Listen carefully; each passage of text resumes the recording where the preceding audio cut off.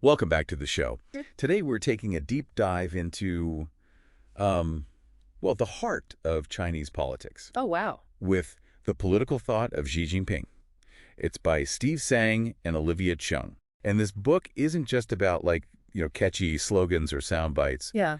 It's a deep analysis of how Xi Jinping's ideas Right. are reshaping China's power structure, Interesting. its economy, and even its place in the world. Yeah, you're in for a fascinating ride with this one. This book really gets into the nuts and bolts, I guess you could say, of Xi Jinping thought. It reveals the mechanisms, the goals, Yeah. and even some of the contradictions So that's interesting contradiction. that make it so intriguing. Okay, so before we dive into the, specifics of the book, Yeah. let's get a sense of who these authors are. Sure. Why we should trust their insights on Xi Jinping. Yeah. So Tsang, Okay. he's a seasoned China scholar with decades of experience analyzing Chinese politics. Oh, wow. Decades. He brings a wealth of knowledge and a deep understanding of the historical context to this book. Okay. And Olivia Cheung is kind of like a rising star in the field, focusing on the inner workings of the Chinese Communist Party. Her expertise in elite politics adds a valuable layer to their analysis. So we've got a veteran scholar Yeah. and an expert on the CCP's elite. Yes, Sounds like a powerful combination. absolutely. Their combined expertise makes this book a must-read for anyone who wants to understand the complexities of Xi Jinping's China. Okay, so we're going to crack this book open. Yeah, But before we do that, right. let's set the stage. What are some of the big intriguing things Okay. about Xi Jinping thought that really stood out to you?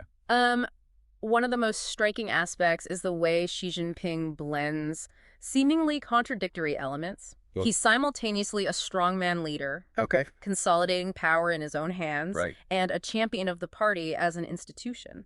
That's a fascinating paradox. Yeah, it is. It's like he's trying to be both Mao Zedong and Lenin at the same time. It's a delicate balancing act for sure. Yeah. And the book does a great job of dissecting how he pulls it off. Okay. Yeah. He's not just about personal power, he's also about strengthening the party's control Right. over every aspect of Chinese society. And what about the economic side of things? Right. We hear a lot about common prosperity. Yeah. But is it really about redistributing wealth or just about creating a more controlled form of capitalism? That's a great question. That's something that the book kind of grapples with, Okay. You'll see how the authors analyze Xi Jinping's approach to poverty alleviation, Yeah. his focus on state-owned enterprises, and his crackdown on private tech giants. Okay. It's a complex picture with a mix of socialist rhetoric and pragmatic policies. It sounds like he's trying to have his cake and eat it too. Exactly. Promoting economic growth Yeah.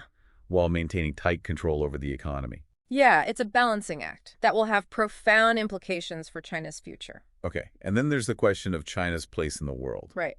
Xi Jinping's foreign policies seems much more assertive than his predecessors. Absolutely.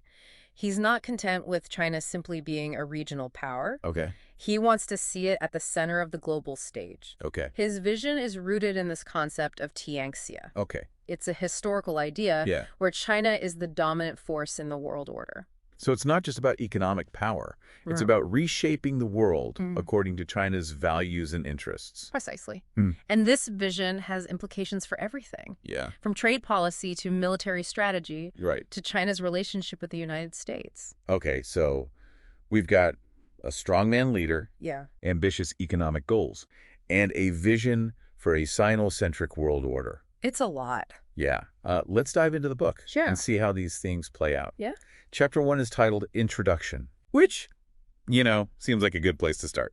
Yeah, don't let the title fool you, though. This chapter is far from a simple overview. Right. It sets the stage for understanding Xi Jinping thought, Okay. but it also challenges some common assumptions about his ideology. Like the idea that he's just a Maoist revivalist. Exactly.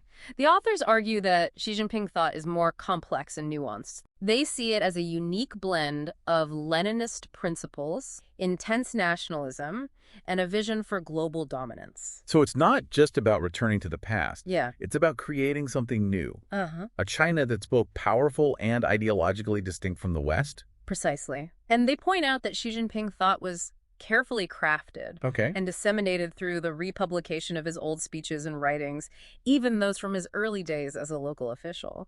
It's like they're saying, look, he's always had this vision, and that makes his ideology seem more coherent and deliberate. Exactly. They're building a narrative around it. And this narrative is all about concentrating power. The authors argue that Xi Jinping thought is ultimately about creating a system Okay. where one strong country, Okay. guided by one ideology, Okay. is led by one party Uh-huh. with one leader at the top, Xi Jinping himself. It's a pretty bold vision, to say the least. It is. And it has profound implications Yeah. for how China is governed and how it interacts with the rest of the world. Let's move on to Chapter 2. Okay. Rectification and discipline. This is where we get into the nitty-gritty Okay. of how Xi Jinping consolidated his power. This chapter dives deep into Xi Jinping's relentless anti-corruption campaign, Okay. which is a crucial aspect of his approach to governance. He came into power promising to clean up the party and restore public trust. We often hear about corruption as being a big problem in China. Did any of his predecessors try to tackle this issue? They did. Okay. But none of them dared to take on the entrenched interests and powerful factions that Xi Jinping went after. The book highlights how he targeted individuals associated with previous leaders, particularly those linked to Jiang Zemin and Hu Jintao. So it wasn't just about rooting out corruption. Right. It was also a strategic move to eliminate potential rivals and consolidate his power. You're catching on quickly. So he went after individuals like Shu Kai-hu and Guo Boxiong, both powerful figures in the military, sending a clear message that no one was untouchable. Those are some high-stakes power plays. Absolutely. And the book points out that he strategically replaced these individuals with his own loyalists, further cementing his control over key institutions like the military. It's like he's playing a game of chess, Yeah. carefully maneuvering his pieces into positions of power. That's a great analogy. He's a master strategist, and this chapter really showcases his skill in consolidating power. The book also mentions that Xi Jinping's anti-corruption campaign was dramatized in popular TV series like In the Name of the People. That's right. These shows portrayed CCP disciplinary investigators as heroes, rooting out corrupt officials and restoring justice. It's like they're using entertainment to shape public perception and legitimize Xi Jinping's actions. Precisely. The book highlights how this reflects the concept of public participation under Xi Jinping thought. Oh. It's a carefully controlled form of participation where the public is encouraged to support the party's actions, but genuine dissent or criticism is not tolerated. So it's not about genuine transparency or accountability. It's about creating a facade of popular support for Xi Jinping's agenda. You've hit the nail on the head. It's a subtle but powerful form of propaganda, and it's been very effective in bolstering Xi Jinping's image and legitimacy. Okay, let's move on to Chapter 3. Right. Enhancing the party's leadership. Okay. I'm guessing this chapter dives deeper into Xi Jinping's efforts to centralize power within the CCP. This chapter is all about how Xi Jinping strengthens the party's control over the state. The authors argue that he draws inspiration from both Mao Zedong's strongman rule and Liu Shaoqi's emphasis on a disciplined and centralized party. He's taking bits and pieces from the past to create a new model of party dominance. So it's not just about him being a strongman leader. It's about strengthening the party as an institution so it can more effectively control the country. Exactly. And the book points out some fascinating details about how he achieves this. He exploits ambiguities in official translations, for example, to enhance his personal power. Ambiguities in translations. Right. That sounds intriguing. Yeah, it is. Can you give us an example? The term party central is often mistranslated in English as party central committee. Okay. In Chinese, party central is much more flexible and can refer to various entities, including the Central Committee, the Politburo, or even Xi Jinping himself. So by using this ambiguous term, he can blur the lines between himself as the leader and the party as an institution. Exactly. It creates a sense that he is the party and the party is him. It's a very clever way of consolidating power. Wow, it's a subtle It is. but powerful tactic. Yeah. He's manipulating language to enhance his authority. He is. And the book also highlights his use of central leading small groups to further centralize power. What are central leading small groups? Yeah. That sounds a bit Orwellian. They're basically powerful task forces that bypass the traditional bureaucratic structures and give Xi Jinping direct control over key policy areas. Okay. Think of them as his personal teams that operate outside the normal channels of government. So he's creating a parallel system of power that answers directly to him. Exactly. It's a way of circumventing the bureaucracy and ensuring that his will is implemented swiftly and efficiently. This is getting pretty intense. It sounds like he's building It is. a very controlled and centralized system of power. He is. And this chapter also explores how he consolidates his control over state organs and personnel, Okay. merging state institutions with party organs and blurring the lines between the party and the state. So it's not just about controlling the party. Right? It's about controlling the entire state apparatus. Precisely. Yeah. He's creating a system where the party's control is absolute, Okay. with no room for dissent or independence. Okay, let's move on to Chapter 4. Okay. Strengthening party building in non-party organizations. Right. Now, Okay. this chapter sounds particularly intriguing. Yeah. Because it suggests that the party's influence Right. extends far beyond the traditional realm of party members. This is where we start to see how Xi Jinping's vision for China goes beyond just controlling the government. He wants to shape every aspect of society, even those that aren't directly under party control. This chapter is all about extending the party's reach into private businesses, academia, the entertainment industry, virtually every corner of Chinese society. Yeah, it's a pretty comprehensive approach to social engineering. So wow, the party is like infiltrating private companies. Yeah, That sounds a bit unsettling. it is. What's the motivation behind that? The authors argue that it's about ensuring ideological conformity Okay. and preventing any challenges to the party's authority. Okay. They see these organizations as potential breeding grounds for dissent. Okay. So they want to make sure they're firmly under party control. So how do they actually go about controlling these organizations? Right. Do they just force everyone to join the party? It's a bit more nuanced than that. Okay. The book discusses how they utilize a system of party cells within companies. Oh, okay. Remember the requirement for party cells in companies with more than 3 party members? Right. Yeah, I vaguely remember reading about that. Well, they've really ramped up the system under Xi Jinping. It's essentially a way to embed party loyalists within these organizations, Right. giving them a direct line of control over decision-making and ensuring that everyone toes the party line. So it's not just about monitoring. It's about having people on the inside Right. who can influence the direction of these organizations. Exactly. And the book highlights how this can create some interesting conflicts of interest. Okay. Imagine a party cell in a private company lobbying the government for favors or using their influence to stifle competition. Oh, wow. It creates a whole new layer of complexity in the Chinese economy. Yeah, that makes sense. It blurs the lines between the party, the state, Yeah. and the private sector. Right. But don't they risk alienating entrepreneurs Yeah. and stifling innovation if they're constantly breathing down their necks? It's a risk for sure. Yeah. And it's something that the authors discuss in detail. Okay. They argue that this approach could backfire in the long run. Yeah. It could stifle creativity and entrepreneurship, ultimately hurting China's economic competitiveness. It's a delicate balancing act, trying to maintain control while still fostering a dynamic economy. It is. And the book suggests that Xi Jinping might be overplaying his hand, Okay. pushing for too much control at the expense of long-term economic growth. This chapter also mentions a leaked document, document number 9. Yes. It sounds pretty ominous. Yeah, it is. What does it reveal about Xi Jinping's approach to ideological control? Document number 9 is a fascinating glimpse into the party's paranoia. Okay. It outlines their efforts to suppress what they deem false ideological trends, essentially any ideas or values that challenge the party's narrative. What kind of false ideological trends are we talking about here? Things like Western constitutional democracy, Yeah. universal values like human rights, freedom of speech, Okay. and the promotion of civil society. Okay. They see these ideas as dangerous and subversive. So basically, anything that challenges the party's authority Right. or promotes individual freedoms is off limits. Exactly. They're trying to create an ideological bubble Okay. where everyone thinks the same way. And no one questions the party's wisdom. It sounds like a recipe for stagnation and intellectual conformity. It does, and it raises serious questions about the long-term sustainability of this approach. Yeah. Can you really innovate and compete on the global stage if you're constantly suppressing new ideas and different perspectives? Those are really good questions that really get to the heart of what drives economic strength.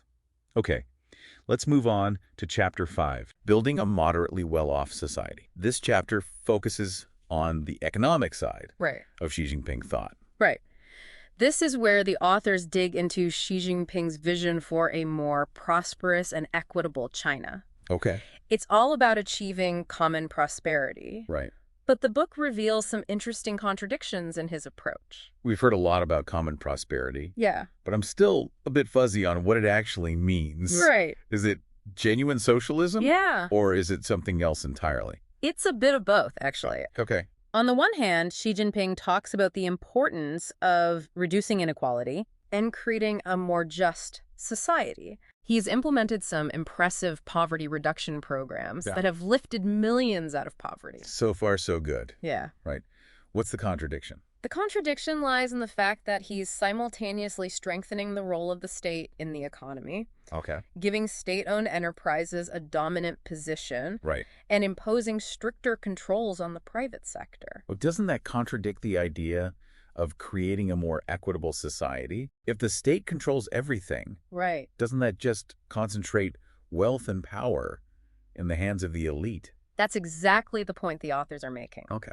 They argue that Xi Jinping's approach is more about creating a controlled form of capitalism than genuine socialism. He's trying to balance economic growth with party control. Right. And it's not always clear which side is winning. It's a fascinating paradox. It is. He's promoting the language of socialism Right. while simultaneously tightening the party's grip on the economy. Precisely. And this tension is evident in his approach to wealth redistribution. He talks about reducing inequality, Right. but his policies tend to focus more on raising the floor for the poorest Okay. rather than redistributing wealth from the top. So it's about lifting people out of poverty. Right. But it's not about challenging the fundamental power dynamic of the Chinese economy. Exactly. It's a pragmatic approach that prioritizes stability and maintaining the party's control. This chapter also mentions a three-tiered distribution system. Yes. Can you explain how that works?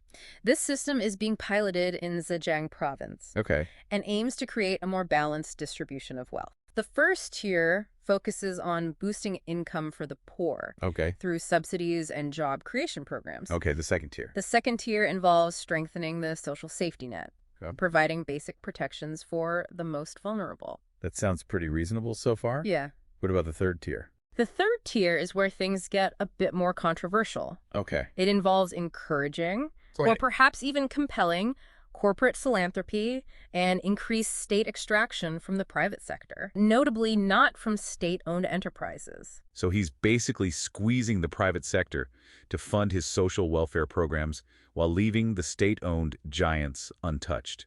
That doesn't seem very fair, does it? It doesn't, and it raises questions about the true nature of common prosperity under Xi Jinping. Right. It seems like it's more about creating a system where the party controls the distribution of wealth rather than genuine economic equality.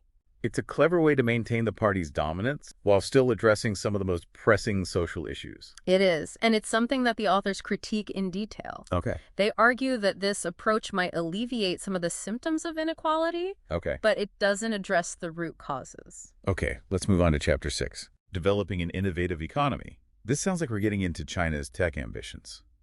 This chapter is all about Xi Jinping's dream of making China a global leader in innovation and technology. Okay. He believes that technological dominance is key to surpassing the West and achieving national rejuvenation. We've all seen how rapidly China's tech sector has grown in recent years. Right. They're already a major force in areas like artificial intelligence and 5G. Exactly. And Xi Jinping wants to push this even further. Okay. He's pushing for what he calls independent innovation ability, which essentially means reducing China's reliance on foreign technology Okay. and becoming self-sufficient in key sectors. That's a pretty ambitious goal, It is. especially in a world where technology is so globalized and interconnected. Yeah. How does he plan to achieve that? He's using a variety of strategies, including massive government investment in research and development, Okay. the establishment of national laboratories focused on key technologies, and the creation of government guidance funds to direct investment into strategic sectors. So it's a very top-down approach, It is. with the government playing a leading role in shaping the direction of technological development. Exactly. And it's not just about funding. Right. It's also about controlling the flow of information and ideas. Okay. They're trying to create a walled garden where Chinese companies can innovate without being influenced by the outside world. But doesn't that risk stifling creativity and innovation. It does. If you're constantly trying to control everything, Right. you might miss out on some of the serendipitous discoveries that often lead to breakthroughs. That's a valid concern. Yeah. And it's something that the authors raise in the book. Right. They argue that this top-down, control-obsessed approach could backfire, ultimately limiting China's ability to compete with truly innovative economies like the United States. It's a classic dilemma for authoritarian regimes. It is. How do you balance the need for control with a need for freedom and experimentation that often drive innovation? It's a question that Xi Jinping is still grappling with. Yeah. And the book provides some valuable insights into the potential pitfalls of his approach. This chapter also mentions Xi's focus on strengthening state-owned enterprises, SOEs, even in the tech sector. Yes. Doesn't that seem a bit counterintuitive? Aren't SOEs known for being bureaucratic and inefficient? Think so? Yeah. But Xi Jinping sees SOEs as crucial to achieving his technological goals. Okay. The book discusses how he's promoting mixed ownership reform, Okay. which essentially means SOEs acquiring private companies, especially in strategically important sectors. So he's using SOEs to gobble up promising private companies Yeah. and bring them under party control. It sounds like a way to stifle competition and limit the influence of the private sector. And the authors argue that this approach could backfire in the long run. It could lead to a less dynamic and innovative tech sector, ultimately hurting China's economic competitiveness. It's interesting to see how his obsession with control extends even to the cutting edge of the tech industry. It does. And the book provides some fascinating examples of how this plays out in practice, like the crackdown on private tech giants like Alibaba and Jack Ma. Ah, yes, the Jack Ma saga. Yeah, That was a pretty clear signal it was. that Xi Jinping wasn't going to tolerate any private companies getting too big for their britches. Exactly. It was a reminder that even in the seemingly freewheeling world of tech, the party is ultimately in charge. Okay, let's move on to Chapter 7, Education, Culture, and Social Control. This chapter sounds like it gets to the heart of how Xi Jinping shapes the minds of the Chinese people. This chapter is a deep dive into Xi Jinping's efforts to instill ideological conformity and loyalty to the party state from a young age. It's a pretty comprehensive approach to social engineering, and it covers everything from education to entertainment to digital surveillance. Wow, that's a pretty broad scope. It is. Let's start with education. What kind of changes has he made to the education system? He's made a lot of changes, Okay. all aimed at ensuring that education serves the party's interests. He's pushed for a revision of school curricula to emphasize patriotic education, Right. which essentially means instilling loyalty to the party and the state from an early age. So it's not just about teaching kids facts and skills. Right. It's about molding their minds and shaping their values. Exactly. They want to create a generation of citizens who are patriotic, obedient, and supportive of the party's rule. The book also mentions something called a campaign against historical nihilism. Yes. What is that all about? Historical nihilism is basically any interpretation of history that contradicts the party's narrative. Okay. They see it as a threat to their legitimacy. So they're cracking down on any historians or academics who dare to challenge the official version of events. So they're trying to control the past Yeah. in order to control the present and the future. Exactly. They believe that if they can control how people understand history, Right. they can control how they think about the world around them. It's a pretty Orwellian concept, isn't it? It is.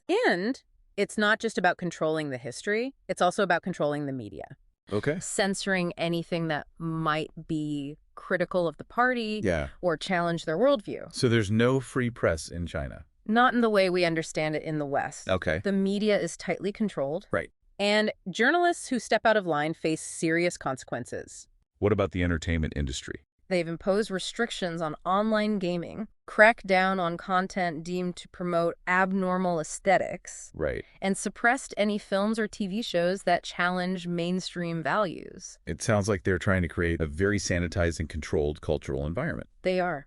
And it's not just about censorship. They're also actively promoting their own cultural products, things that reinforce their values and ideology. So it's a two-pronged approach. Yeah. Suppress anything that challenges their narrative. Right. And promote anything that supports it. Exactly. And they're using all the tools at their disposal to achieve this, including digital surveillance. This is where the social credit system comes in. You got it. The book discusses how they're using the social credit system to monitor citizens' behavior, reward those who conform, and punish those who step out of line. It sounds like something out of a dystopian science fiction novel. It does. And it's a chilling reminder of how far Xi Jinping is willing to go to control the minds and behaviors of the Chinese people. So as we kind of wrap up our deep dive into the political thought of Xi Jinping, Yeah. it's clear that this book is more than just like an academic exercise. Yeah. It's like a window into the mind of a leader who's reshaping China and its role in the world. Absolutely. This book offers a glimpse into Xi Jinping's ambitions, his strategies, and even his anxieties. This is a must-read for anyone who wants to understand where China is headed in the 21st century. The authors do a great job of highlighting the potential challenges and contradictions that could undermine Xi Jinping's vision. Right. You know, it's not all smooth sailing for him, No, it's not. despite his firm grip on power. Definitely not. One of the most compelling points the authors make is that Xi's obsession with control Right. could ultimately be his undoing. Okay. They argue that his efforts to suppress information and dissent may work in the short term, but are unsustainable in the long run. It's like trying to hold back a tidal wave. You know, you might be able to build a wall, but eventually the water is going to find a way through. Exactly. The internet and social media have created a world where information flows freely, and it's becoming increasingly difficult for authoritarian regimes to control the narrative. We've seen this play out in other countries. You know, when people are exposed to new ideas and different perspectives, they start to question the status quo. Right. You know, it's a fundamental threat Yeah, to any regime that relies on control and conformity. absolutely. And the authors suggest that this is a ticking time bomb for Xi Jinping. Okay. As more and more Chinese citizens gain access to information and connect with the outside world, they are going to start demanding more freedom and accountability. It's a classic dilemma for authoritarian leaders. They need to open up to the world to compete economically. But in doing so, they risk unleashing forces that could threaten their power and control. It's a tough balancing act, and one that Xi Jinping hasn't quite figured out yet. Right. The book suggests that Jinping is leaning too heavily towards control, which could backfire on him. The authors also highlight the potential for economic problems that could undermine Xi Jinping's legitimacy. Yeah. You know, China's economy has been slowing down, It has. and there's some serious structural issues that could lead to a crisis. You're right. The book points out that China's economic miracle has been fueled by debt, and those debt levels are now becoming unsustainable. Yeah, they are. They've got a massive property bubble that's threatening to burst, Right. and their banking system is riddled with bad loans. It's not looking good. It sounds like a recipe for disaster. It does. And the authors argue that if the economy goes into a tailspin, Right. it could trigger social unrest and a loss of confidence in the party's ability to manage things. Yeah.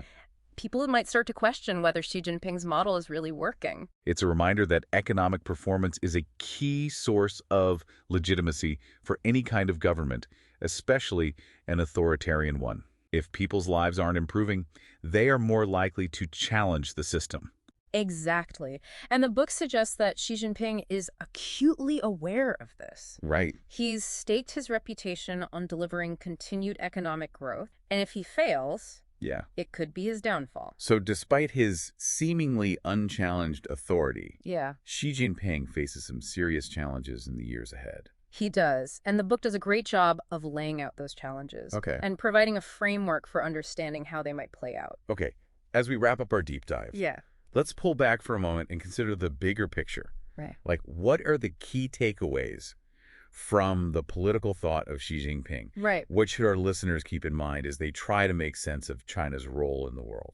I think the biggest takeaway is that Xi Jinping thought is a coherent and evolving ideology. Okay. It's not just a collection of random ideas. It's a deliberate and systematic approach to governance with a clear vision for the future of China. So it's important to understand the underlying ideology that's driving China's actions. Absolutely.